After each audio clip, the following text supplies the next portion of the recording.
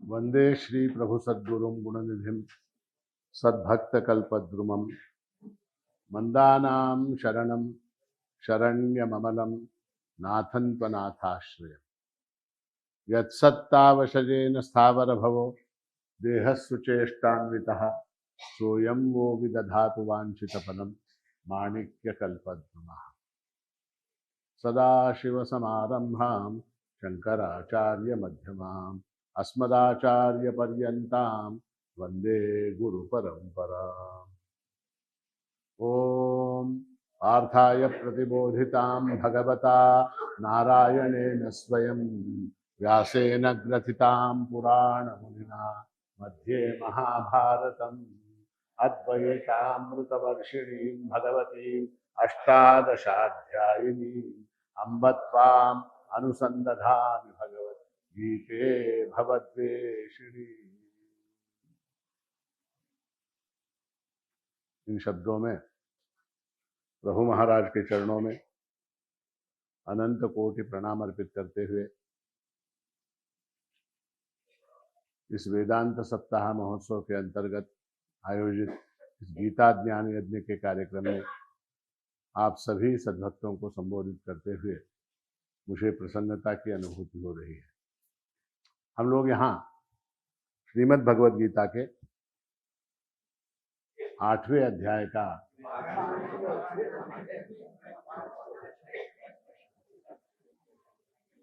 5वें अध्याय का अध्ययन कर रहे हैं और इस अध्याय में भगवान जो है मुख्यतः ये समझाने का प्रयास कर रहे हैं कि गृहस्थाश्रम में रहते हुए भी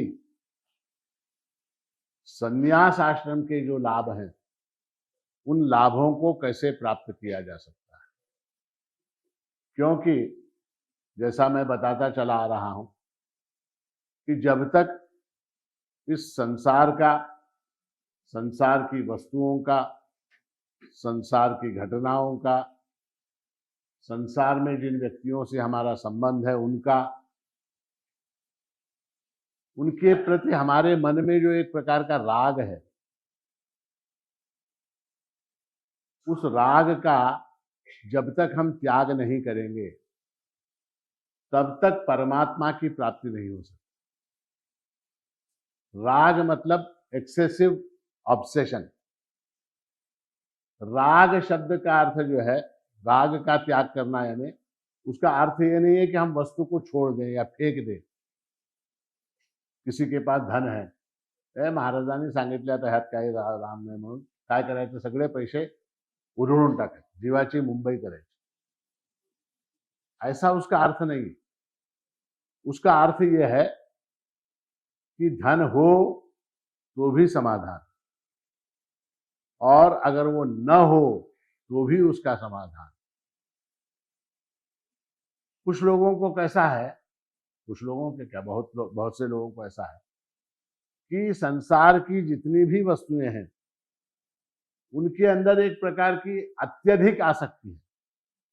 ये वस्तुएं, ये व्यक्ति, ये घटना, ये परिस्थिति, ये घर, ये परिवार, ये सब कुछ नहीं रहेगा तो मेरा क्या होगा, ये जो भय है, इस भय का त्याग करना है। वस्तुएं हैं, व्यक्ति हैं, परिवार है, संसार है तो ठीक है, अपनी जगह है। जो उसके अभाव में भी परेशान नहीं होता वो वास्तव में सन्यासी। सन्यासी यानी, मैंने आपको पहले ही दिन सन्यासी की कहानी बताई। सन्यासी यानी वो जो जंगल में जाके रहता है, या वो जंगल में रह के भी वो घर के बारे में सोचता है। सगळं सोडून दिलं महाराज, आता काही नाही, आता फक्त ऋषिकेशमध्ये जाऊन तिथं राहायचं। तिथं राहून काय करायचं, तिथं राहून दर 15 मिनिटाला एकदा घरी फोन करायचं, काय चाललंय, काय चाललंय, काय चाललंय। ये राग, ये राग। तो गृहस्थाश्रम में रहते हुए किस तरह से हम इस संसार के जंजाल से मुक्त हो सकते, क्योंकि जब तक संसार के जंजाल से मुक्त नहीं होंगे तब तक परमात्मा वस्तु की प्राप्ति। फिर पुनरपि जननम पुनरपि मरणम पुनरपि जननी जठरे शयनम यह संसारे खलु दुस्तारे कृपया पारे पाहि मुरारे। ये जन्म मरण का चक्र चलता रहे। चालू दे महाराज, तुमचं काय बिघडलं? जन्मणार आम्ही, मरणार आम्ही, तुम्हाला का पोटात दुखू लागलं? मेरे पेट में दर्द उठने का सवाल नहीं, भगवान के पेट में दर्द उठ रहा है। वो अत्यंत दयालु हैं, अत्यंत कृपालु हैं। वो नहीं चाहते कि आपको दुख हो। मान लीजिए अगले जन्म में कुत्ता बन के पैदा हुए, चलेगा? हड़ी हड़ी करेंगे लोग सब, चलेगा क्या? नहीं चलेगा ना। तो ये जो मनुष्य जन्म है वो वास्तव में कैसा है, वो जीवन की यात्रा का कल्मिनेशन है। मनुष्य जन्म ये सर्वश्रेष्ठ है, यहां से मुक्त होना। वो आप लोग बॉम्बे पूना हाईवे के ऊपर गए कभी? हो म्हणायचं? कारण मी काय प्रूफ विचारणार नाही, कधी गेला होता, कोणत्या तारखेला गेला, हो म्हणायचं। बॉम्बे पूना हाईवे देखा? अब उसके अंदर कैसा है कि ट्रैफिक जो है वो एक लाइन में चलता रहता है, ठीक है? और वहां पर एग्जिट है, Khopoli exit, Lunawada exit, Panvel exit, ऐसे एग्जिट है। वहां से अगर निकल गए तो निकल गए। जो इस मार्ग से निकल गया वो फिर नहीं आएगा। और अगर मान लीजिए वो मिस हो गया, लोनावाड़ा जाना है आपको, लोनावाड़ा एग्जिट मिस हो गया, तो क्या? तो पूरा बंबई तक जाके फिर वापस आना पड़ेगा घूम के। उसमें वो हाईवे में तो फिर भी कहीं कहीं यू टर्न है, मगर जीवन की यात्रा में यू टर्न कहीं नहीं, पूरा जाके फिर पैदा होके फिर कोई योनि, फिर उसके अंदर फिर कर्म, फिर उन कर्मों का पुण्य पाप, फिर उन कर्मों का फल, उनको भोगते हुए फिर कर्म। ये चक्र है। तो इसलिए इसका त्याग मतलब त्याग का अर्थ ठीक से समझिए। त्याग शब्द का अर्थ है कि उसके ऊपर की जो आपकी आसक्ति है, जो ऑब्सेशन है उसके विषय में, उसका त्याग। तो वो गृहस्थ आश्रम में रहते हुए हम किस तरह से उसका लाभ ले सकते हैं, जो सन्यासी को लाभ प्राप्त होता है वो लाभ हमको कैसे मिले, ये भगवान इस अध्याय में बता रहे हैं। 15 श्लोक हमने पूर्ण कर लिए। इस 15वें श्लोक में भगवान कहते हैं, परमात्मा न किसी के पाप को ग्रहण करता है, न किसी के पुण्य को ग्रहण करता है। अज्ञानेनावृतम ज्ञानम तेन मुह्यन्ति जन्तवः। मनुष्य का ज्ञान जो है वो अज्ञान से आवृत है। आवृत है यानी छुपा हुआ है, कंसील्ड है। ज्ञान जो है वो छिपा हुआ है। तेन मुह्यन्ति जन्तवः। उस छिपे हुए अज्ञान के कारण और ढकने वाले अज्ञान के कारण जो है ये जंतु मुह्यन्ति यानी मोहित होते रहते हैं। मोहित होने का अर्थ है विवेक का न होना। मोह शब्द का अर्थ है विवेक का न होना। कौन सा अच्छा है, कौन सा बुरा है, क्या ठीक है, क्या गलत है, इसको न समझने की अवस्था को मोह कहते हैं। तेन मुह्यन्ति जन्तवः। जंतु शब्द का अर्थ क्या है? जो बार बार पैदा होता है उसको जंतु कहते हैं।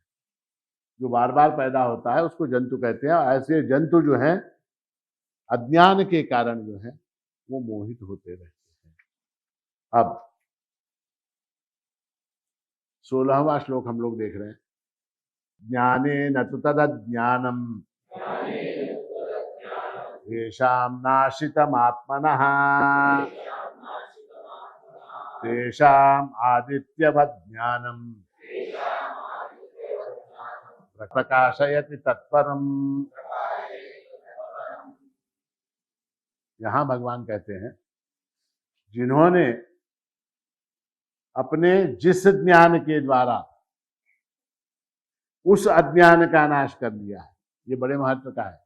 जिस ज्ञान के द्वारा उस अज्ञान का नाश कर दिया है, उनका वह ज्ञान सूर्य की तरह, आदित्यवत सूर्य की तरह परम तत्व परमात्मा को प्रकाशित कर देता है। पिछले श्लोक में भगवान ने कहा अज्ञानेन आवृतम ज्ञानम तेन मुह्यन्ति जन्तवः। अज्ञान के कारण ये प्राणी जो हैं, ये जंतु जो हैं, वो मोहित होते रहते हैं, ऐसा कहा। अब केवल कह देने से कुछ नहीं होता, उसका उपाय क्या? उस अज्ञान का उपाय क्या? उसका समाधान क्या? तो उसका एकमात्र समाधान यह है कि अज्ञान का नाश किया जाए। अज्ञान का नाश किया जाए।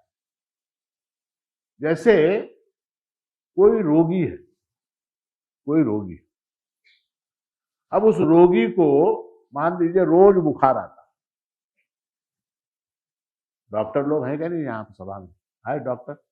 हाँ। रोगी को रोज बुखार आता है, ठीक है। अब बुखार आता है, अब इसके लिए आप उसको झंडू बाम लगाइए, उसको जिंदा तिलस्मात पिलाइए, आप उसको आयोडेक्स लगाइए, आप उसको विक्स लगाइए, आप उसको महानारायण तेल पैर में घसिए, उसका बुखार कम होगा क्या? क्यों नहीं होगा?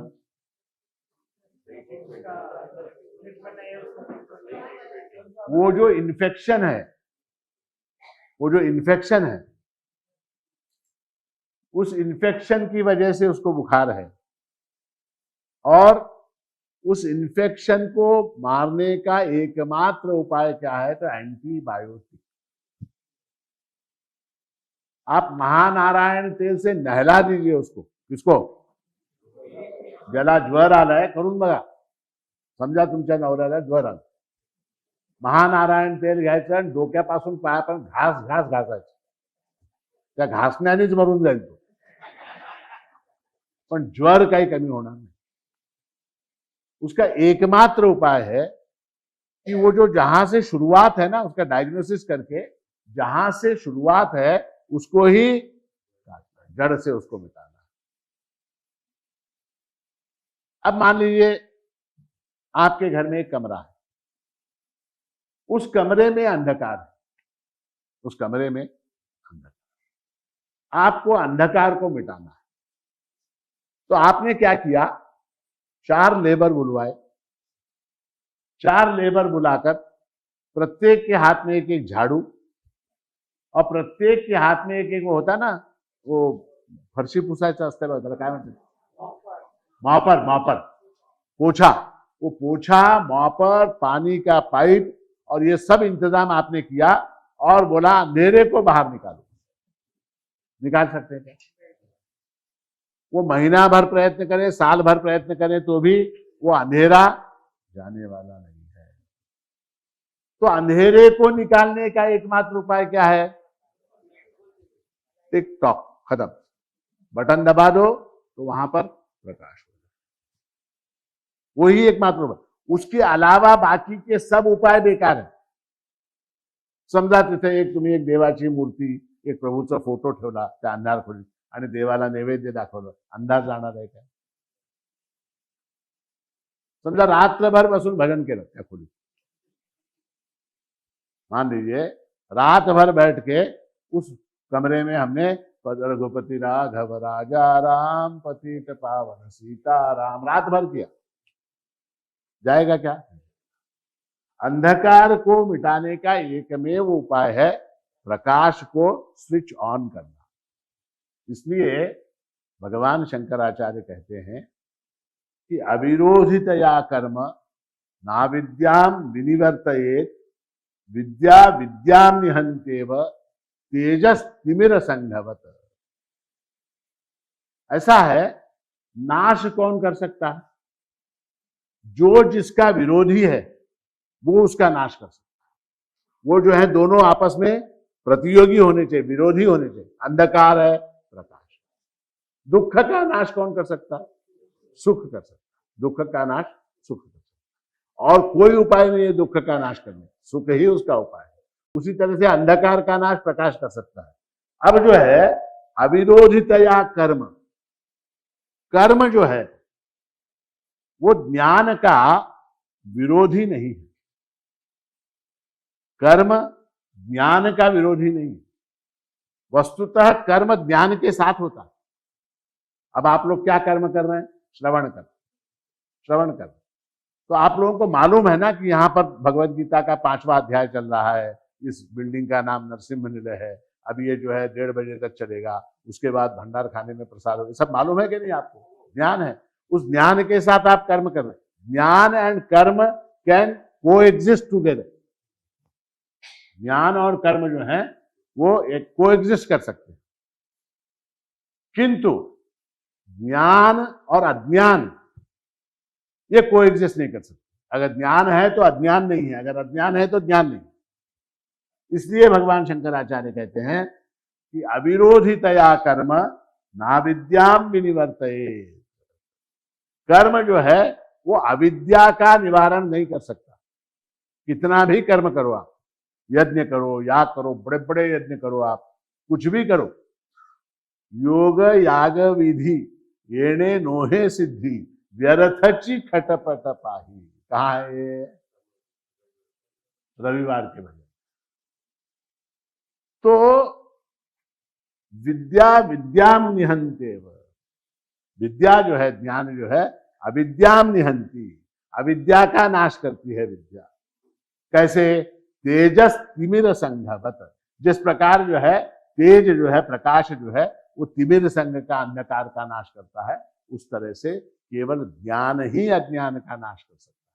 हमारा प्रॉब्लम अज्ञान का है, उसका एंटीडोट क्या है? तो ज्ञान ही है। और आगे भगवान शंकराचार्य कहते हैं बोधोन्य साधनेभ्यो ही साक्षात् मोक्षैक साधनम पाकस्य वन्यवत ज्ञानम बिना मोक्षो न सिद्धति। और यहां इतनी महिलाएं बैठी, आपको भोजन बनाना है, वो पाकस्य वन्यवत ज्ञानम था, तो आपको भोजन बनाना। तो भोजन बनाने के लिए क्या क्या चाहिए? तो सबसे पहले बर्तन चाहिए, पानी चाहिए, तेल चाहिए, घी चाहिए, जीरा, राई, हिंग, और क्या, हल्दी, मिर्ची, और क्या चाहिए? हाँ, कड़ी पत्ता, कोथिंबीर, और क्या, धनिया, फलाना ढिमकाना, टमाटर, आलू, वो ये चावल, दाल, शक्कर, गुड़, इमली, ये सारी चीजें आपने इकट्ठी कर। भोजन बन जाएगा। भोजन बनेगा क्या? नहीं बनेगा, भोजन नहीं। उसके लिए क्या? एक चीज अगर उसमें कोथिंबीर कमी असेल तरी चालेल, कढीपत्ता कमी असेल तरी चालेल, साखर नसेल तरी चालेल, तूप नसेल तरी चालेल, अग्नि के बिना भोजन नहीं बना सकते। अग्नि के बिना कुछ भी नहीं है, मान लीजिए कुछ भी सामान नहीं है घर में, तो कम से कम हम भून तो सकते हैं। किसी चीज को भून के, चना है, चने को भून के खा सकते, कोई तेल मसाला कुछ नहीं चाहिए। भूनने के लिए तो अग्नि चाहिए ना। मूंगफली है, शेंगदाणे आहे, भाजून खायचे असे कमीत कमी अग्नी पाहिजे, त्याच्याशिवाय होत। तो बोधोन्य साधने भी साक्षात मोक्षैक साधनम। ज्ञान जो है वो अन्य साधनों की अपेक्षा से मोक्ष का साक्षात साधन है, डायरेक्ट साधन ज्ञान। उदाहरण क्या? पाकस्य वन्यवत। भोजन बनाने की प्रक्रिया में जिस प्रकार अग्नि की भूमिका है, उसी तरह से ज्ञान की भूमिका जो है मोक्ष में है। बिना ज्ञान, पाकस्य वन्यवत ज्ञानम बिना मोक्षो न सिद्धति। उसके बिना मोक्ष सिद्ध नहीं होता। अब मान लीजिए मुझे गणित का ज्ञान है। मुझे किस बात का ज्ञान है? गणित का ज्ञान है।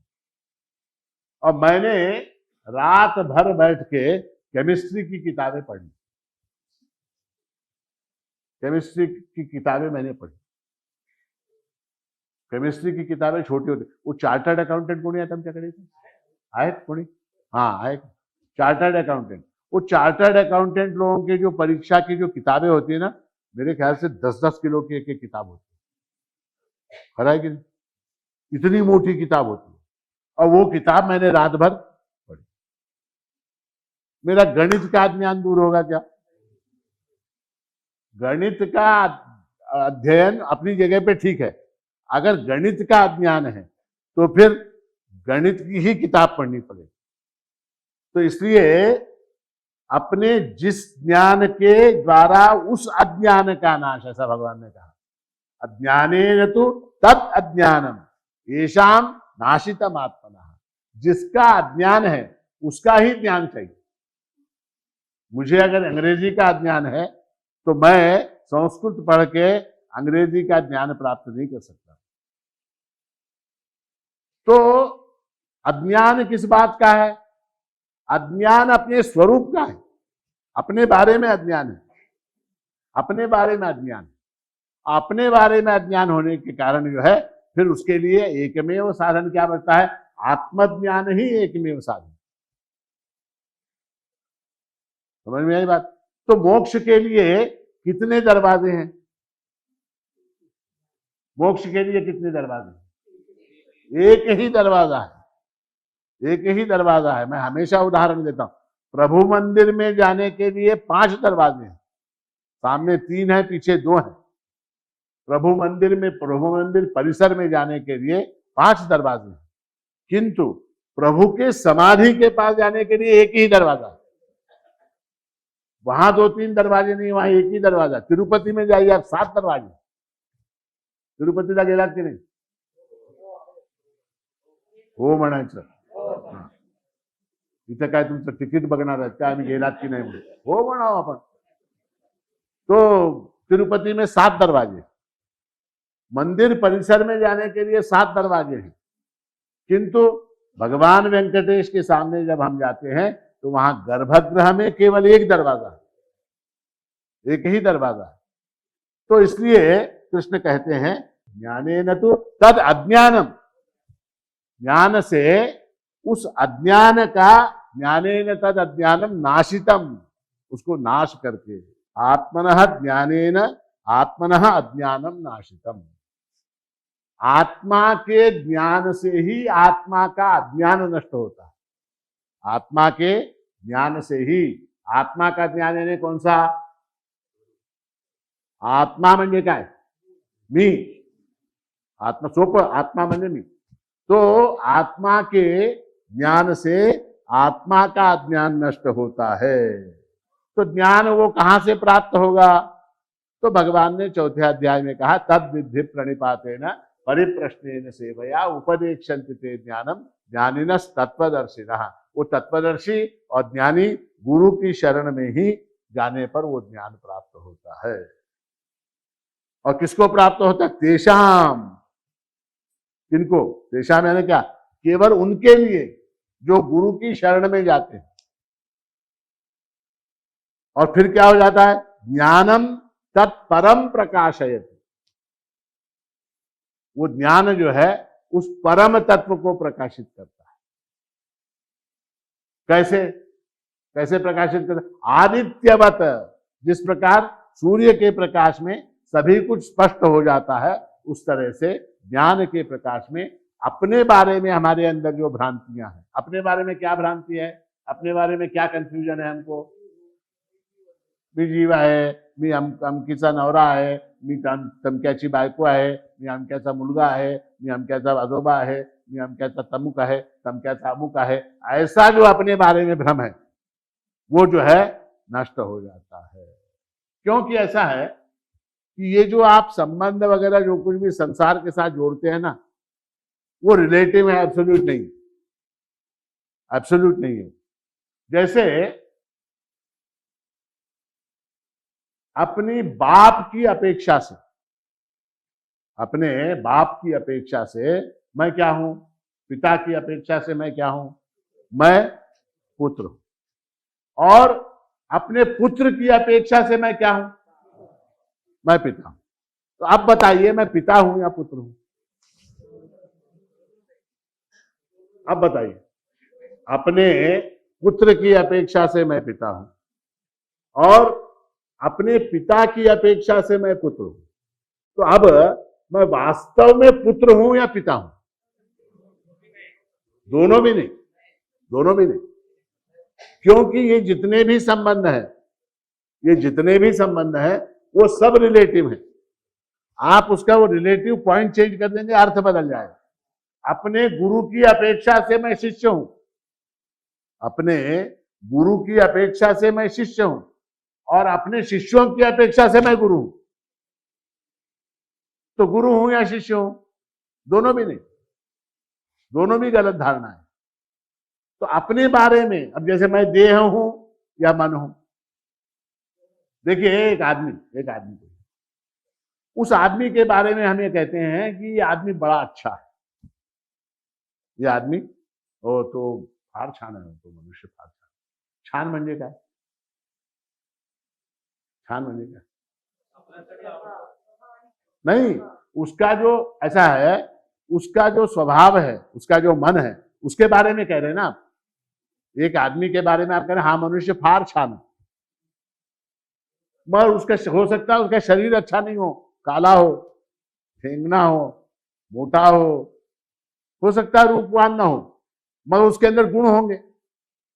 तो गुणों, आप अच्छा किसको बोल रहे हैं? उसके शरीर को बोल रहे हैं, उसके रूप को बोल रहे हैं, उसके गुण को बोल रहे हैं, किसको बोल रहे हैं? गुण को। ठीक है, उसका गुण है। क्या है उसका गुण? की तो कोणालाही वाईट बोलत नाही हो, फार छान है, फार मोकळ्या मनाचा है, मोठ्या मनाचा, ऐसा सब बोलते हैं, तारीफ करते हैं लोग। अभी जो गुण है, आपके जितने भी गुण है, चाहे रूप भी हो तो भी कोई बात नहीं, ये जितनी भी चीजें हैं ये निद्रा में होती है क्या? आपके साथ मोठ्या मनाचा मनुष्य झोपला आणि छोट्या मनाचा मनुष्य झोपला तरी दोघंही सेम असतात। ठीक है। अब जो है तो स्वरूप यानी क्या? स्वरूप यानी वो जिसको हम कभी भी नहीं छोड़ सकते, कभी भी नहीं छोड़ सकते। माणिकनगरला गेलो होतो महाराज सप्त्याला, काय झालं, मी मलाच तिथं विसरून आलो। कोणाला? माणिक विहारमध्ये बॅग राहिली, तो बसवराज म्हणाला बॅग राहू दे म्हणाला, मग मी बॅग घेऊन आलो पण मी मलाच विसरून। असं कधी झालंय का? मी मला सोडून कुठे जाऊ शकतो का? पुष्कळ लोक बायकोला सोडून निघून जातात विसरून, मुलाला सोडून निघून जातात, बॅग सोडून विसरून जातात। त्या माणिक विहारच्या बाथरूम मध्ये आम्हाला कित्येकदा मोबाईल फोन, अंगठ्या, चेन वगैरे असं मिळतात म्हणजे आम्ही मग हुडकून परत करतो। तो बिचारा बसवराज चांगला आहे, कधी कधी असं 2-3दा झालं, बाथरूम मध्ये अंगठी मिळाली, बाथरूम मध्ये चेन मिळालं, कोणाचं मोबाईल मिळालं, ऐसा होता, पण ते आम्ही परत करतो, हुडकून ते कोणाचं आहे बघून आइडेंटिफाई करून परत। खैर, तो कहने का तात्पर्य कि अपने आप को छोड़ के जा सकते हैं कि हम कहीं पर नहीं जा सकते। वो स्वरूप जो है ना, वो निद्रा में आपके गुण छूट जाते हैं, निद्रा में आपके सारे सद्गुण छूट जाते। बुद्धि, कोई बहुत बड़ा साइंटिस्ट है, एक बहुत बड़ा साइंटिस्ट, रॉकेट साइंस, बहुत बड़ा साइंटिस्ट, निद्रा में उसका साइंटिस्ट पना वहां होता है क्या? अच्छा एक बात बोलो, अंबानी की नींद में आपकी नींद में क्या फर्क है? अंबानी की नींद में आपकी नींद में क्या फर्क है? कोई फर्क नहीं है, कोई फर्क नहीं है। वो जागने के बाद फिर फर्क है। निद्रा में वो उसका धन जो है, उसका धन आपका धन सब सेम है, आप भी जीरो वो भी जीरो। निद्रा में आप भी जीरो बैलेंस हो जाता है, उसका भी, अंबानी का भी जीरो बैलेंस हो जाता है। तो वो स्वरूप नहीं है। हमारा स्वरूप क्या है, इसका जो ज्ञान है उसको आत्मज्ञान कहते हैं, और वो गुरु की कृपा से प्राप्त होता है। गुरु के पास बहुत काल तक रहकर शास्त्रों के सम्यक अध्ययन के बाद वो ज्ञान प्राप्त होता है। इसलिए भगवान कहते हैं तेषाम आदित्यवत् ज्ञानम प्रकाशयति तत्पर। 17वां श्लोक, तद्बुद्धयस्तरात्मानः तन्निष्ठा तत्परायणः गच्छन्त्य पुनरावृत्तिम् ज्ञान निर्धूत कल्मषाः। अब उस ज्ञान योग की साधना के जो स्टेजेस हैं, उनका वर्णन यहां भगवान कर रहे हैं कि जिनकी बुद्धि तदाकार हो गई है, जिनका मन तदाकार हो गया है, जिनकी स्थिति परमात्मा में है, ऐसे परमात्मा परायण साधक ज्ञान के द्वारा पाप रहित होकर अपुनरावृत्ति को प्राप्त करते हैं। ये उसका कुछ समझ में आया? इसीलिए गुरु की आवश्यकता। अब जो है ज्ञान योग की जो साधना है, उस साधना की जो स्टेजेस है, एक साधक किन स्टेजेस से गुजरता है, तो सबसे पहला है तत्परायण। परायण यानी क्या? पारायण नमे परायण, हरिभक्ति परायण असपन। परायण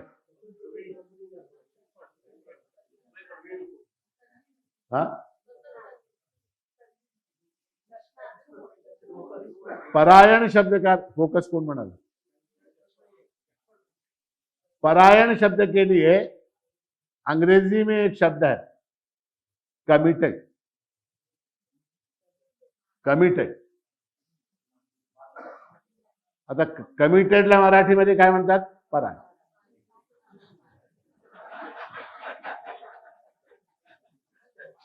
कमिटेडला मराठीत काय म्हणतात? परायण. हा, बद्ध नव्हे. कमिटेड म्हणजे बद्ध म्हणू शकता, पण बद्ध is not a good word. बद्ध बरोबर नाहीये. तत्पर सुद्धा म्हणू शकतो, पण कमिटेड म्हणजे कसं? यानी उदाहरण कैसा? आपने वो इसका नाम सुना? कौन वो जिसको गोल्ड मेडल मिला ओलंपिक में? पीवी सिंधु। सिंधु का नाम सुना? उसका मैं ये पढ़ रहा था कहीं पर, उसके जो मेडल के लिए उसने प्रैक्टिस की, जो उसने हमारे हैदराबाद की है पीवी सिंधु, उसको गोल्ड मेडल मिला ओलंपिक में। तो उसका जो उसकी जो तैयारी उसने की ओलंपिक की, उसके विषय में पढ़ रहा था मैं। तो उसमें ऐसा था कि सुबह 4 बजे उठना, कई महीनों तक, बल्कि साल 1.5 साल तक उसने प्रैक्टिस की। 4 बजे उठना है और वहां जहां प्रैक्टिस होती थी वहां पहुंचना है। और डाइट के अंदर नो आइसक्रीम, नो पानी पूरी, ये बहुत इंपॉर्टेंट है। बगैर पानी पूरी के एक लड़की इतने दिनों तक जिंदा कैसे रही, वही मुझे आश्चर्य।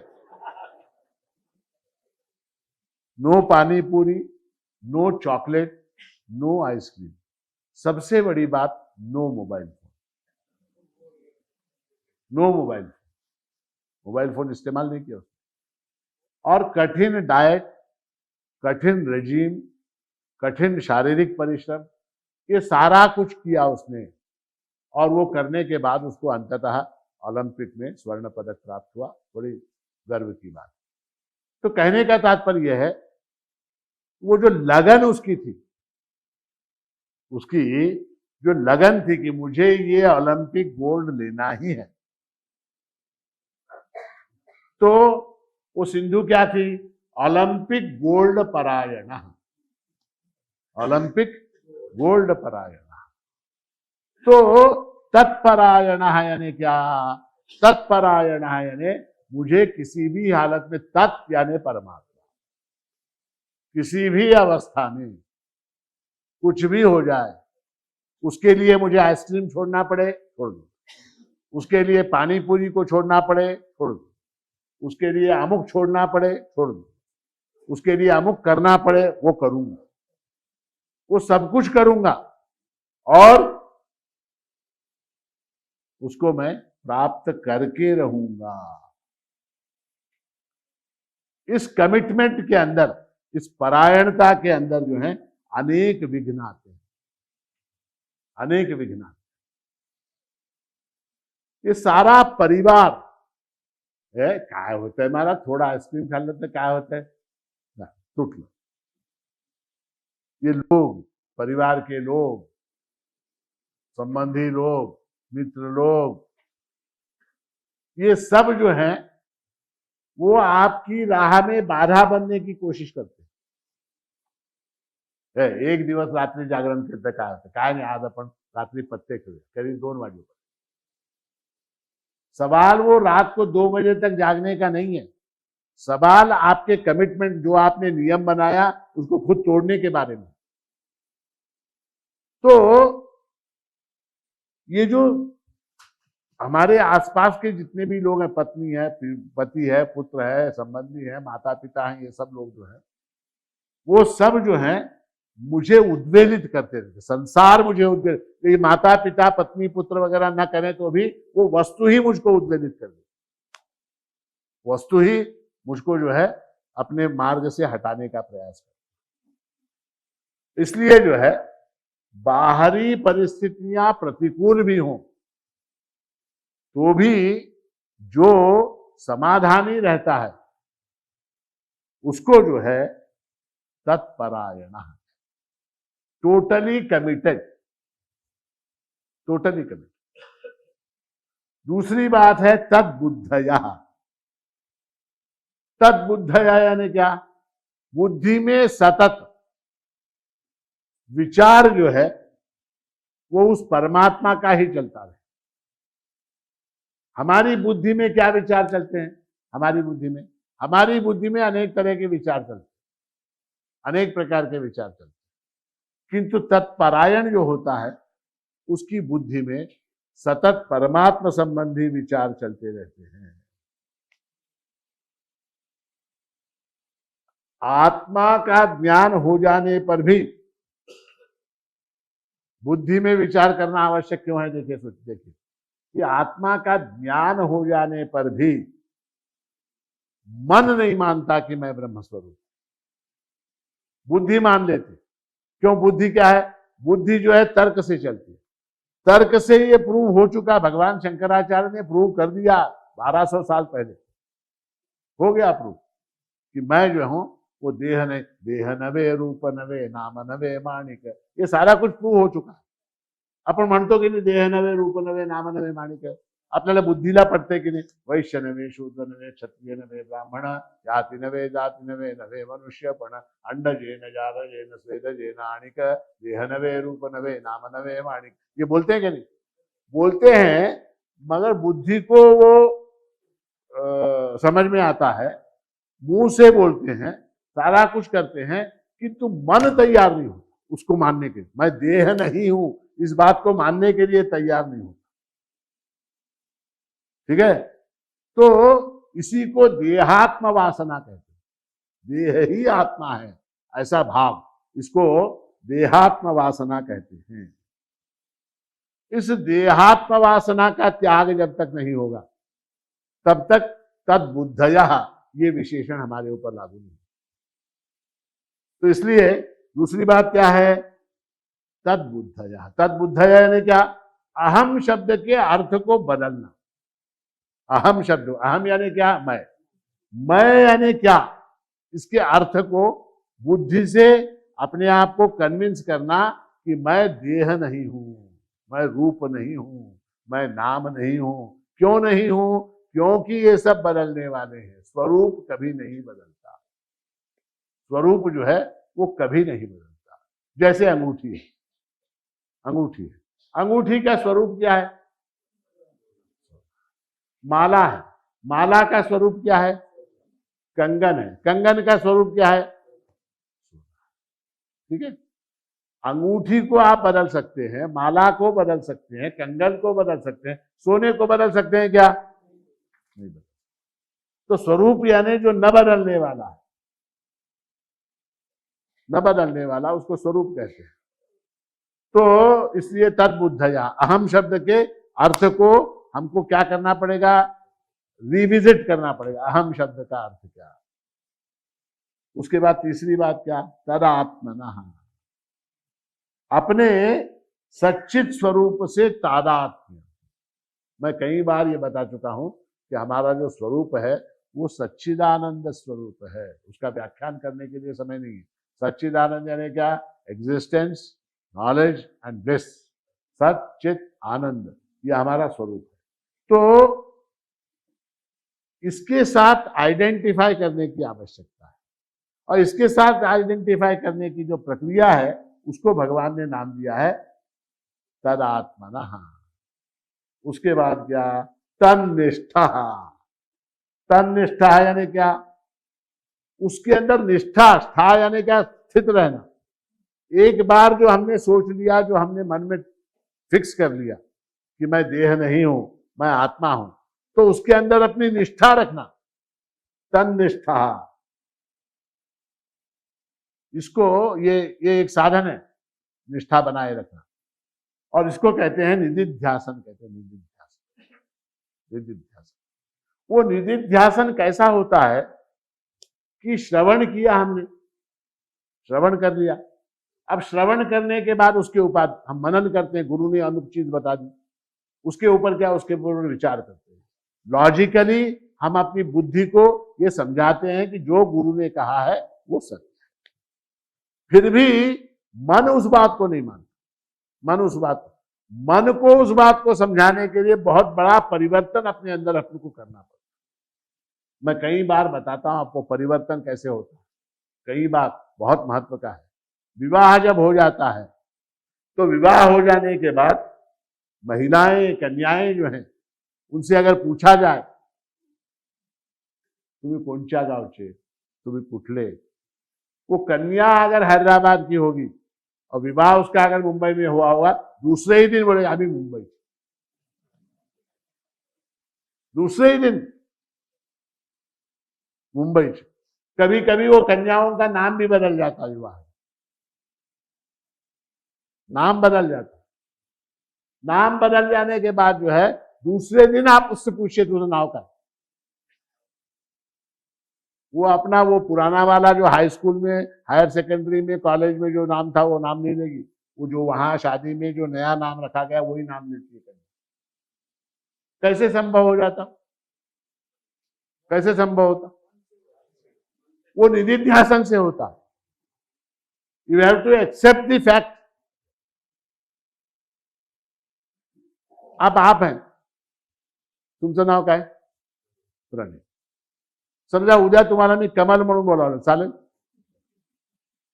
का, का चालणार, मनाची तयारी नाही, मनाची तयारी नाही।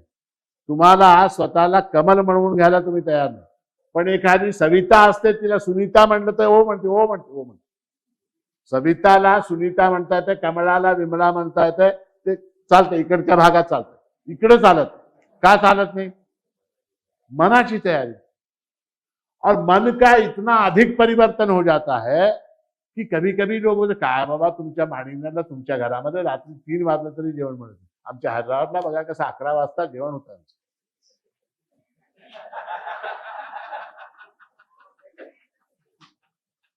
आमचं हैदराबाद, तुमचं कधीपासून झालं हैदराबाद, इथं जन्मलात, इथं खाल्लात, इथं पिलात, इथं वाढलात, इथं शिकलात, सगळं काही इथं केलात, आणि आज अचानक आमच्या हैदराबाद तुमच्याकडे रात्री 3 वाजता तरी अन्न मिळत नाही, म्हणजे काय, आम्ही परके झालो आणि हैदराबाद जवळचं झालं। कसं झालं ते, कसं झालं,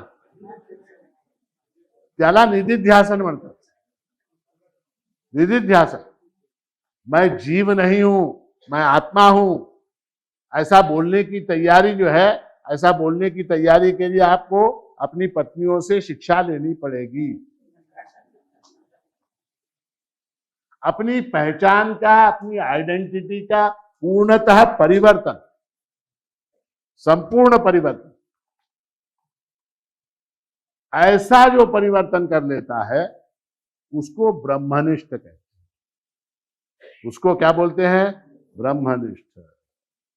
ऐसे ब्रह्मनिष्ठ साधकों का क्या हो जाता है, ज्ञान निर्धूत कल्मषः, उनके सारे पाप समाप्त हो जाते, पाप समाप्त, कर्म समाप्त, पिछला हिसाब समाप्त, सब कुछ समाप्त।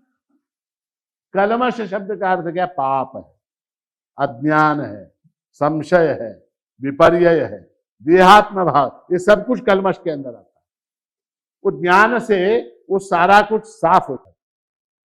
उसका लाभ क्या, उसका लाभ ये, मान लीजिए आपने कभी कर्जा किया, लोन कोणा कोणावर आहे हात उचला, लोन घेतलंय का? लोन घेतलं. समजा अचानक तुमचं लोन माफ झालं तर, हा, समजा उद्या तुम्हाला व्हॉट्सअप आलं, मेसेज आलं, ईमेल आलं, your loan has been waived off, तर क्या हो जाएगा? सुपर सुपर हो जाएगा. उसी तरह से अगर कोई आपको बोल दे आपके सारे पाप समाप्त हो गए, सारे पाप समाप्त हो गए, ऐसा अगर हो गया तो कितना अच्छा होगा. ज्ञान निर्धूत कल्मषः, तो ज्ञान से जो है ये सारे पाप समाप्त हो जाते हैं. कौन सा ज्ञान? आत्म. अब उस ज्ञानी का 18-19 में, 18वें श्लोक में, 19वें श्लोक में भगवान जो है ज्ञान का फल बता रहे. विद्या विनय संपन्ने ब्राह्मणे गविहस्तिनि शुनि चैव स्वपाके च पंडिता समदर्शिनः. ज्ञानी महापुरुष जो होता है वो विद्या विनय युक्त ब्राह्मण में, चांडाल में, गाय में, हाथी में और कुत्ते में समान रूप से परमात्मा को देखता है. समान रूप से परमात्मा को देखता है. ज्ञानी को आत्मज्ञान हो जाने के बाद संसार की ओर देखने की उसकी जो दृष्टि है वो दृष्टि पूर्णतः बदल जाती है. जगत वही है, जगत वही है, जगत के लोग भी वही हैं, जगत की परिस्थिति भी वही है, जगत के अंदर होने वाली घटनाएं भी वही हैं, किंतु वेदांत जो है आपकी दृष्टि में परिवर्तन कर देता. देखने का नजरिया जिसको कहते हैं वो बदल जाता है. और संसार क्या हो जाता है उस ज्ञानी के लिए? एक दर्पण के जैसा हो जाता है. विश्वम दर्पण दृश्यमान नगरी तुल्यम निजांतर्गतम, दर्पण के जैसा हो जाता है. और उस दर्पण में क्या देखता है वो? अपने आप को देखता है. सर्वभूतात्म भूतात्मा, वो आपको मैंने सुनाई कि नहीं राजा की कहानी. एक राजा था, उस राजा के पास एक बहुत बड़ा महल था. उस महल में एक कक्ष था जिसको बोलते थे राजा का ड्रेसिंग रूम. और वो कैसा था ड्रेसिंग रूम? आपके घर में है क्या नहीं ड्रेसिंग रूम? कैसा होता, क्या होता वहां पर? एक मिरर होता बड़ा, 6 फीट बाय 4 फीट का एक मिरर होता है, उसको हम लोग ड्रेसिंग रूम बोलते हैं. तो राजा का जो ड्रेसिंग रूम था वो सारा कमरा चारों तरफ से मिरर थे. साइड में, राइट में, लेफ्ट में, ऊपर नीचे सब तरफ आईने, शीशे लगे हुए.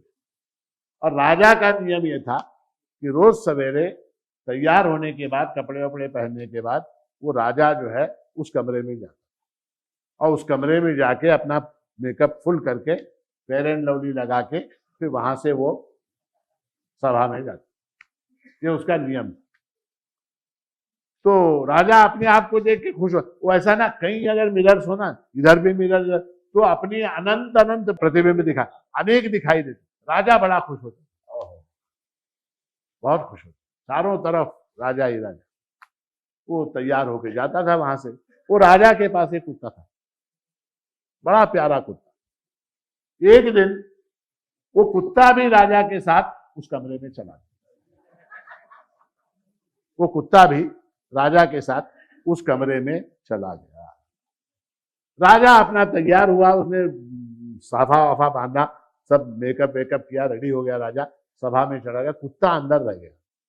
वॉचमैन ने बाहर से दरवाजा बंद. अब कुत्ता देख रहा, क्या? हाँ, हजारों कुत्ते दिखाई दे रहे. अब भाव भाव भाव भाव भाव भाव करते वो झीना झपटी, उधर झपट इधर झपट, उधर कूद इधर कूद, लहू लुहान हो गया, कुत्ता कांच फोड़ दिया उसने, अब लहू लुहान हो गया और मर गया। राजा को सूचना मिली, आपका कुत्ता जो है वो ड्रेसिंग रूम में मर गया। राजा आया देखने के लिए, देखा उसने, उसकी हालत देखी कुत्ते की, तो राजा क्या बोला, मर गया। अरे अरे अरे, बेचारा अपने स्वरूप को ही नहीं पहचानता, अपने आप को नहीं पहचानता, उस वजह से मर गया, लहू लुहान हो गया, झपट झपट के इधर उधर करके, नाखून से, पैरों से, पंजे से, सब तरफ खून के धब्बे, और राजा बुरा दे मर गया। तो कहने का तात्पर्य है कि ज्ञानी को संसार जो है एक दर्पण की तरह दिखाई देता है, और उसके अंदर जितनी वस्तुएं हैं, जितने लोग हैं, जितने भूत हैं उसके अंदर, उस सारे के अंदर उसको अपना ही प्रतिबिंब, क्यों अपना यानी क्या, अब मान लीजिए एक ज्ञानी है, मान लीजिए एक ज्ञानी, अब वो ज्ञानी मान लीजिए टकला है, जो टकले हैं मेरी बात का बुरा मत मानिए, मान लीजिए ज्ञानी है वो टकला है, तो उसको सारे लोग टकले दिखाई देंगे क्या, कैसे दिखाई देंगे? ज्ञानी को बाकी लोग टकले नहीं दिखाई देते, ज्ञानी का अपना जो एसेंस है, आत्मा है, वो सबके अंदर है, ऐसा दिखाई देता है। समझ में आई बात? हाँ। तो संसार दर्पण की भांति है, और उसमें मैं अपने आप को देखता हूं।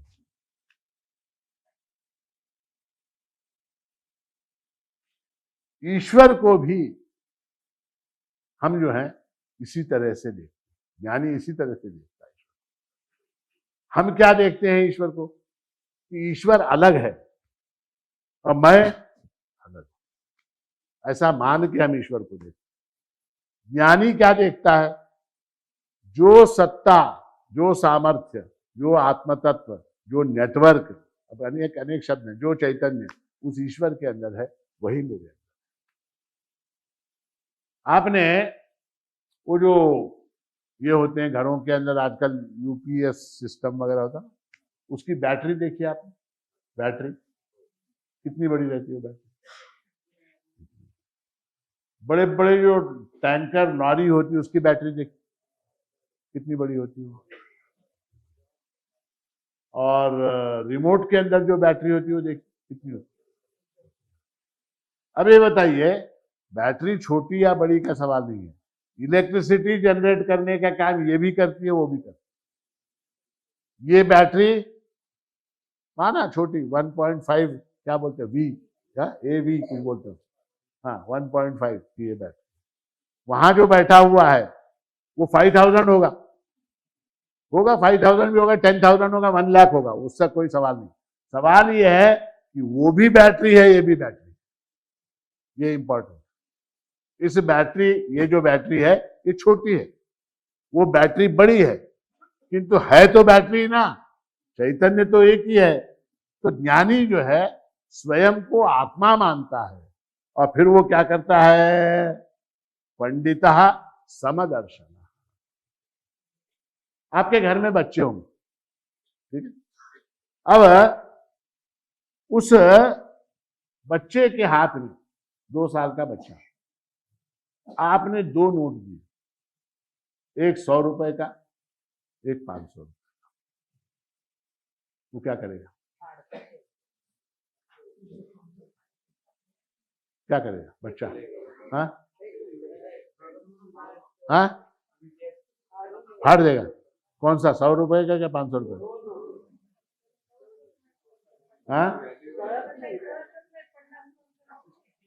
50 कोणत्या 100 कोणत्या, त्याला कळत नाही, किंमत नसते।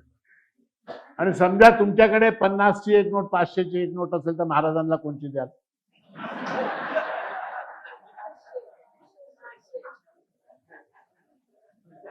खरं खरं सांगा।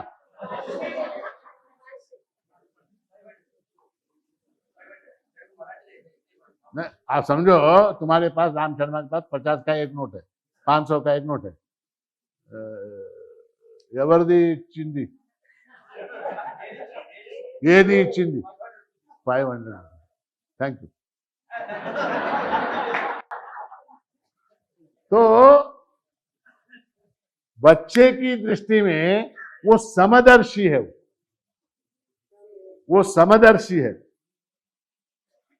अच्छा, उसको जो अनुभूति हो रही बच्चे को वो दो नोटों को देखकर, वैसी ही आपको भी होती है। ये भी कागज है, वो भी कागज, किंतु आप जो है उन कागजों के पीछे और बहुत सा अर्थ निकालते हैं। उन कागजों के पीछे और बहुत सा अर्थ निकालते हैं। क्या अर्थ निकालते हैं उसके पीछे?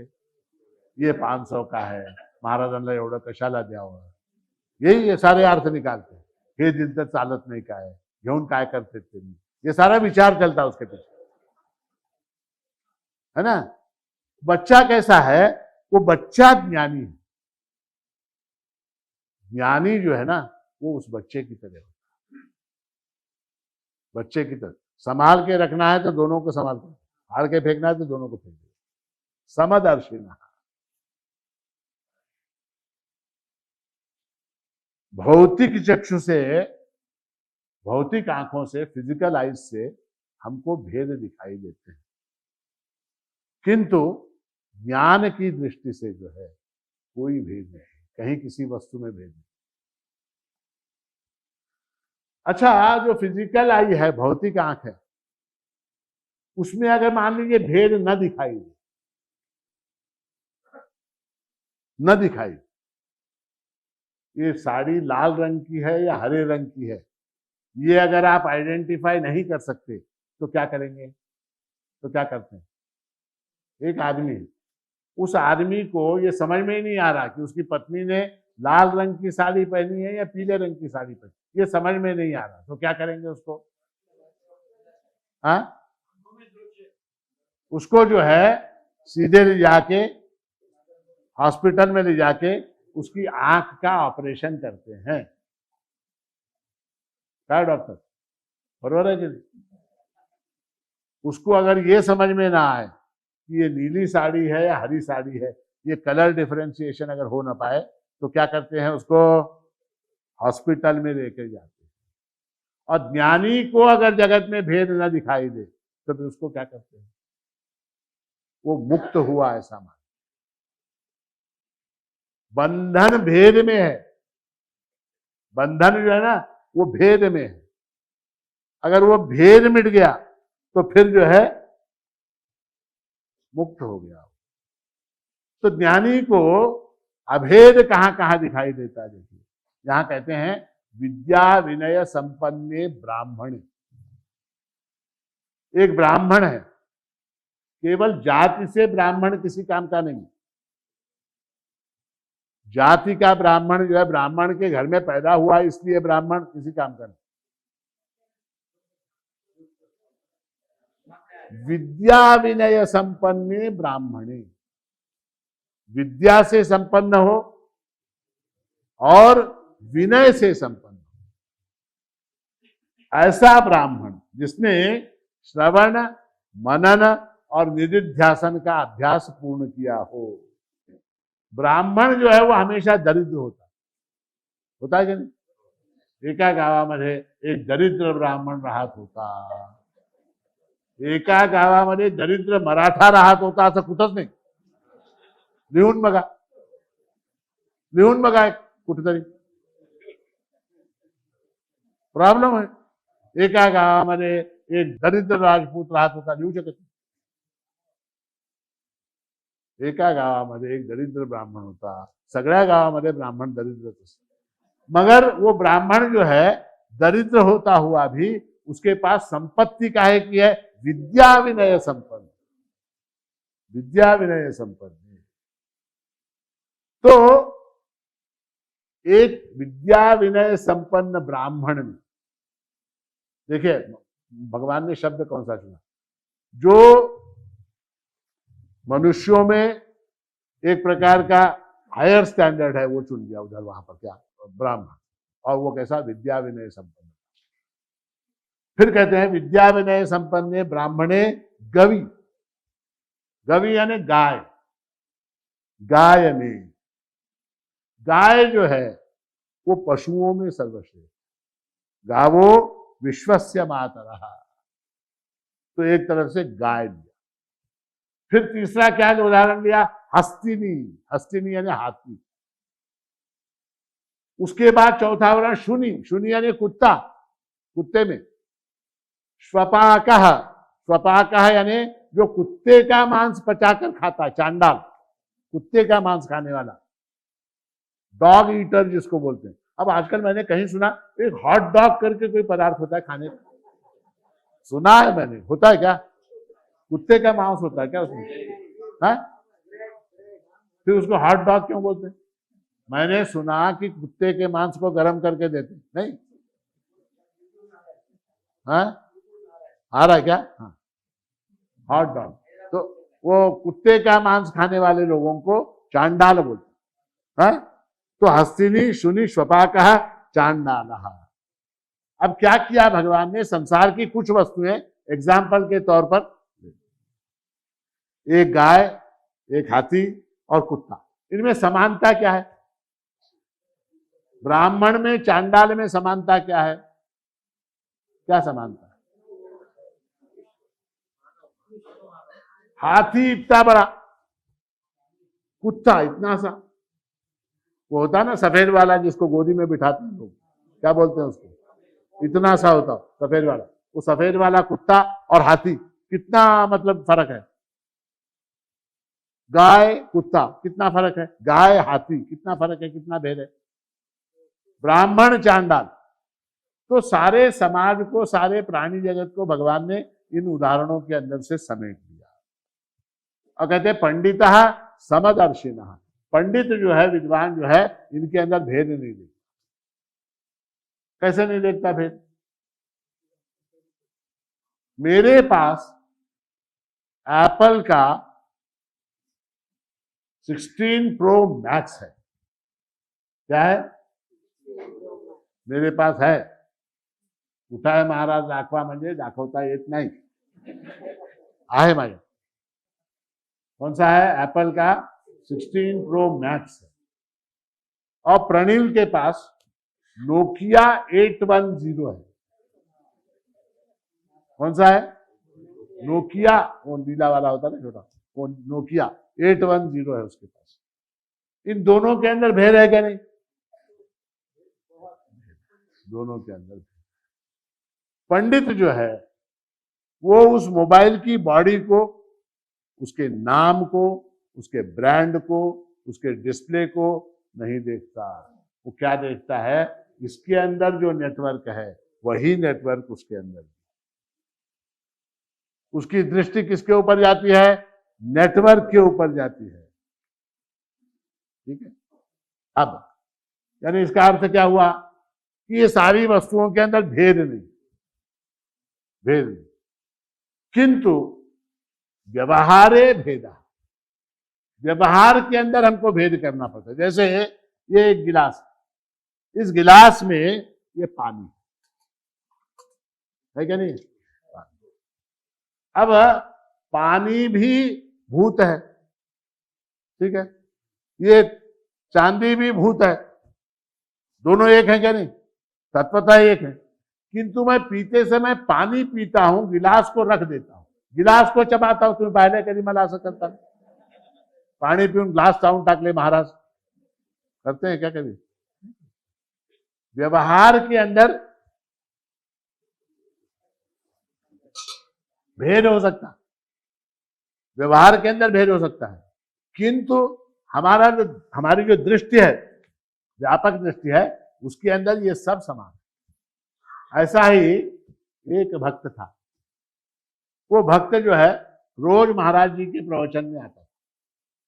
प्रवचन में आता था तो महाराज जी बता रहे थे कि विद्या विनय संपन्ने ब्राह्मणे गवि हस्तिनी शुनि चैव श्वपाके च पंडितः समदर्शिनः। वो रोज पढ़ाते थे प्रवचन। अब क्या हो गया, एक दिन वो आदमी रात को घर जा रहा था, तो सामने से एक शादी की बारात, जुलूस आ रहा, शादी का जुलूस आ रहा। और वो जो जुलूस था उसके अंदर वो हाथी के ऊपर जुलूस था। तो महावत जो था सरका हे हत्ती फार डेंजर आहे, हत्ती फार बदमाश आहे, आणि बँड वाजल्याबरोबर ते एक कोणते तरी गाणं बंबई से आया मेरा दो म्हणलं की ते उधळतंय, सरका बाजूला सरका, महावत ओरडतो. त्याच वेळेला बँडवाल्याने कोणतं वाजवलं, आया मेरा दोस्त वाजवलं. बंबई से आया मेरा दो वाजवलं, हत्ती उधळलं. ह्याला काय गुरुजींनी सांगितलंय, काय म्हणून सांगितलंय, विद्या विनय संपन्ने ब्राह्मणे गवि हस्तिनी, ऐसा बताया है. तो क्या उसके अंदर का आत्मा मेरे अंदर का आत्मा एक है, हाथी में मेरे में भेद नहीं है, मुझको हाथी क्या करेगा, ऐसा सोच के वो आदमी बहादुरी के साथ, वो हाथी ने उसको पकड़ के बंबई से आया मेरा दोस्त को सलाम करो, सलाम कर दिया तो पैर फ्रैक्चर हो गया, हाथ फ्रैक्चर हो गए. दूसरे दिन जो है वो दोनों हाथ गले में लटका के, मतलब प्लास्टर, इधर भी प्लास्टर और ऐसे लटका के, और पैरों में पट्टियां, सिर पे पट्टी वट्टी बांध के फिर गया प्रवचन. महाराज जी ने, अरे हे काय झालं प्रणील, हे काय झालं, असं कसं. महाराज तुमची कृपा है, तुमची कृपा है. क्या हुआ, नाही काल सांगितलं, विद्या विनय संपन्ने ब्राह्मणे गवि हस्तिने शुनिचैव स्वपाकेच पंडिता, असं. मग ते हत्ती येऊ लागतं. मी म्हणालो की अरे हत्ती माझा आत्मा, माझा आत्मा एकच आहे, काय भ्यायचं आहे. मग पुढे गेलो, त्या हत्तीने माझी अवस्था केली. तो महाराज जी ने कहा कि हाथी जब आ रहा था तो उसके ऊपर के महावत ने क्या कहा,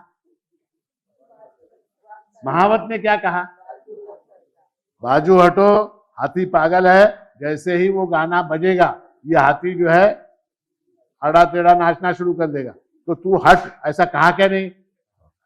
तो महावत के अंदर आत्मा नहीं है क्या, महावत के अंदर भी परमात्मा है, आत्मा है उसके अंदर, तो फिर उसकी बात क्यों नहीं सुनी तूने.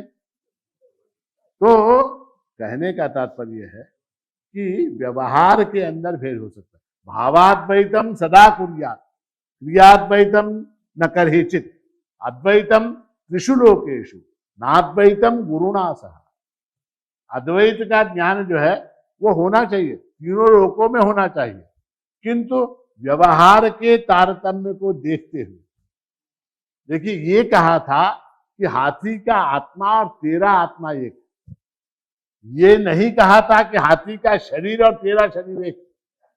तू किससे जाके टकराया, तू हाथी की आत्मा से टकराया क्या, नहीं, तू हाथी के शरीर से टकराया, तेरे शरीर को हाथी ने सलाम कर दिया. समझ में आई बात. तो यह तैर्जित सर्गो येषां साम्ये स्थितं मनः निर्दोषं हि समं ब्रह्म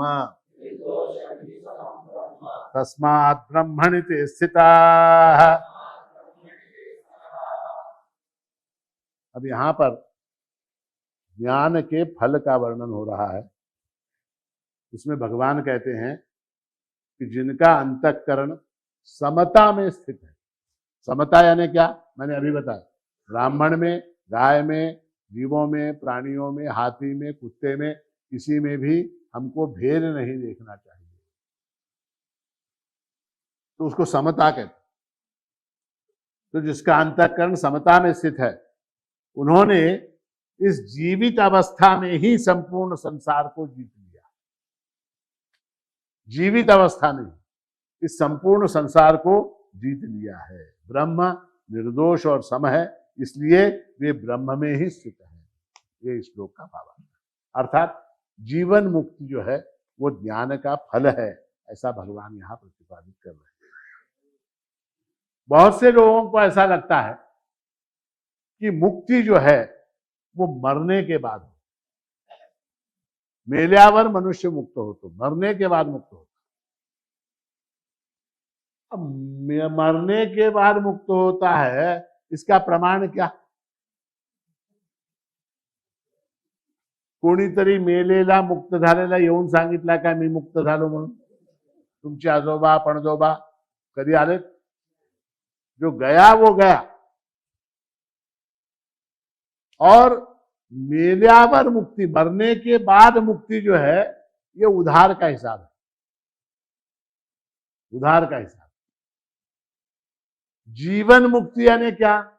जीवन मुक्ति यानी जीवित रहते हुए इसी घर में याची देही याची डोड़ा, मैं मुक्ति को अनुभव करूं, तो मुक्ति का मतलब है। आप मान लीजिए वड़ा पाव वाले के पास गए, मान लीजिए वड़ा पाव वाले के पास, आपने पूछा वड़ा पाव कितना दिला, वो बोला 25 रुपये ला, आपने 25 रुपये दे दिए। देने के बाद वो बोला ठीक है साहेब पाठवून देतो, काय पाठवून देतो, कधी पाठवतो, कधी सावकाश पाठवतो। आप आएंगे क्या उसकी दुकान से वापस? कैसा लगेगा आपको? 25 रुपये दिए तो वड़ा पाव वहीं के वहीं मिल जाना चाहिए। पाठवतो, पाठवायचं बघतो, पाहतो, करतो, ये चलेगा क्या? ऐसा नहीं चल सकता। तो आपने साधना की, आपने ज्ञान प्राप्त किया, तो मुक्ति जो है तत्काल वहां पर मिलनी चाहिए। अगर ये कहा तू मेल्यावर मिळती जा म्हणे तर हे काय अर्थ झाला? मरने के बाद मिलेगा जा? नहीं। इसीलिए महाराज श्री ने एक स्थान पे कहा बड़ा सुंदर, परी रोकड़ी घेई तू ब्रह्म प्राप्त। महामौन शतक में महाराज श्री कहते हैं कि परी रोकड़ी घेई तू ब्रह्म प्राप्ति। मतलब क्या? रोकड़ी यानी क्या? कैश एंड कैरी, वहीं पर। तो जीवन मुक्ति के सिद्धांत के अनुसार ये श्लोक जो है अत्यंत महत्वपूर्ण है। यहां कहते हैं इह एव, इह एव, इह यानी यहां पर ही, इथेत्स यहां और अभी, नाउ एंड हियर मुक्ति संभव है। हमारी मुक्ति जो है वो नाउ एंड हियर यहां संभव है। किसको? तई ही, उन लोगों के लिए, अभेद दृष्टि वालों के लिए, सर्गः जीता, जन्म को जीत लिया जाता है। जन्म को जीतना यानी क्या? जन्म को जीतना। एक आदमी था, मेरे पास आया, बोला महाराज काही का मला मरायचं नाही, मला मरायचं नहीं, मैं मरना नहीं चाहता, आप कुछ ऐसा उपाय बताओ कि मैं मरना नहीं चाहता। तो मैंने उससे कहा सिंपल है, तू पैदा मत हो, तू जन्मूच नकोस, मरण्याचा प्रश्न नहीं। अब पैदा तो हो गए, अब जो है नेक्स्ट जो है पैदा ना होंगे तो फिर नहीं मरेंगे। अब ये पैदा हो गया, अब मरना ही है, अब पैदा हो गए, अब मरना ही है। किंतु प्रिकॉशन ये लेनी है हमको कि अगली बार हम पैदा ना हो। नरहरिषि निज पद दे, नको जन्म दूसरा। नको जन्म दूसरा यानी क्या? अगला जन्म नहीं चाहिए। तो वो कैसे संभव होता है? वो संभव ऐसे होता है कि अपने दृष्टिकोण को बदलने से संभव हो जाता है। जैसे लहर जो है, समुद्र में लहर होती है, वो जब तक अपने आप को लहर मानती है, लहर, समुद्र की लहर जब तक अपने आप को लहर मानती है तब तक वो टकरा के नष्ट होती है। प्रत्येक लहर नष्ट होती है। अब उस लहर ने अपने दृष्टिकोण को बदला, मैं लहर नहीं, मैं समुद्र हूं ऐसा माना। मैं लहर नहीं हूं, I am not the wave, I am the ocean, ऐसा अगर मान लिया तो फिर उसका मरण होगा क्या? उसका कोई मरण नहीं होगा। इसलिए सर्गः जितः येषाम मन साम्ये स्थितम, मन जो है वो साम्यावस्था में स्थित हो जाता है। एक क्षण के लिए भी अगर लहर ने अपने स्वरूप को भूला तो फिर क्या हो जाता है? फिर उसका नाश हो जाता है। तो कहने का तात्पर्य है कि स्थूल सूक्ष्म कारण ये जो शरीर है इन शरीरों के व्यतिरिक्त मेरा स्वरूप है, ऐसा मानना जो है वो ज्ञानी का लक्षण है। ज्ञानी वैसा मानता है। और ऐसा मानने के कारण क्या है? ऐसा मन साम्य स्थितम, उसका मन जो है वो समता में स्थित होता है। और समता में स्थित होता है क्या? समम ब्रह्म, वो ब्रह्म जो है वो भी सम है, तो उस ब्रह्म में वो स्थित हो जाता है। अब जैसे कोई एक व्यक्ति है, वो ये कहता है कि मैं अमुक कंपनी का मालिक हूं। कौन सी कंपनी? टाटा सन्स। लहान नको बोलायचं, बोलून मोठं बोला। टाटा सन्स, मैं टाटा सन्स का मालिक हूं। अब मान लीजिए वास्तव में भी वो टाटा सन्स का मालिक भी होगा, तो भी उस वाक्य में सत्य अंश कितना है, झूठ अंश कितना है?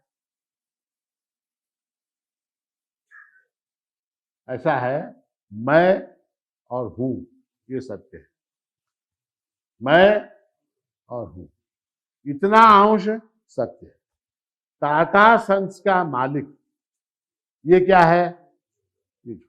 क्यों? क्योंकि वो परिवर्तनशील है, वो बदलने वाला। हो सकता है वो टाटा सन्स से जाके बाटा सन्स में चला जाए, हो सकता है। तो मैं और हूं ये न बदलने वाला है। इस ज्ञान को अगर प्राप्त कर लिया, इतना सिंपल है, इस ज्ञान को अगर प्राप्त कर लिया तो फिर जो है ज्ञानी लौटकर संसार में नहीं आता, लौटकर संसार में नहीं आता। क्यों? क्योंकि जो जो बदलने वाला है उसका सब उसने त्याग कर दिया। जो जो बदलने वाला है उसको उसने डिसआइडेंटिफाई कर दिया। मैंने बताया ना उदाहरण आपको, वो गमछा बदल लिया पार्टी का गमछा बदल लिया, 70,000 करोड़ का घोटाला गायब। तो निर्दोषम ही समम ब्रह्म तस्मात् ब्रह्मणि ते स्थिता। आज हमने 19 श्लोक पूरे कर। अवधूत चिंतन सद्गुरु मान